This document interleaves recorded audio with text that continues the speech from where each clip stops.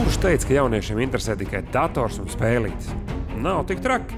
Ir vēl jaunieši, kam interesē arī mopēdi, un ir pat tādi, kam interesē satiksmes noteikumi. Iedomājieties, konkursā Gribu būt mobils šogad piedalījās 2,5 tūkstoši skolēnu no 6. līdz 8. klasēm. Jau 8. gadu mēs mēģinam uzrunāt jauniešus, kuri ir tikko noslēguši jauno satiksmes dalībnieku skolu. Tātad viņi 4. un 6. klasi ir pavadījuši mācībās kļūt par topošajiem velosipēdistiem, un te viņiem ir brīvlaiks. Nē, mēs piedāvājam arī viņiem turpināt mācīties, jo divriteņu transporta līdzekļi ar motoriem tā ir iekārojama lieta, un likums jau atļauj no 14 gadiem izmantot šos transporta līdzekļus. Bet tā kā neviena autoskola nepiedāvā viņiem mācību procesu, tad kaut kā jau pie zināšanām ir jānonāk. Un, protams, ka daudz labāk, ja viņi to dara pēc noteiktas sistēmas, mērķtiecīgi un kvalitatīvi. Tādēļ šī konkursa uzdevums ir mācīt jauniešus, kāda ir atšķirība, ja mēs braucam bez motora vai ja mēs braucam jau ar motoru. Kā ceļu satiksmē piedalās tie, kas brauc ar velosipēdiem, kā tie, kas piedalās jau ar mopēdu.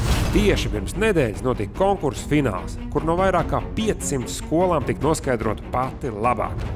Finālā tikās 7 jaudīgākās skolas.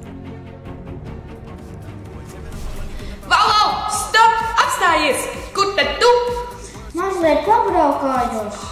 Bet vai tu zini, ka braukt ar velosipēdu ceļu satiksmē patstāvīgi atļauts personai, kura sasniegusi 10 gadu vecumu un kurai ir velosipēda vadīšanas tiesības? Bet kur tad lai es braucu? Tu droši vari vizināties dzīvojamās zonās un māju pagalmos. Un te no jums pirmais trīnieks. 3. vietā Limbažu novada Pāles pamatskolas komanda Crazy Girls.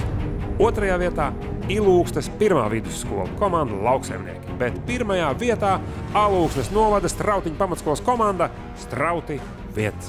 2014. gada labākā satiksmes drošības skola arī ir Strautiņu pamatskola. Tātad tas jau ir likumsakarīgi, ja skolas, kuras uzvar kādā no mūsu projektiem, ir augšgalā arī, ja mēs novērtējam viņus pēc punktiem. Komandas bija tikti pacentušās un mājas darbos pat izveidojušas mācību filmas.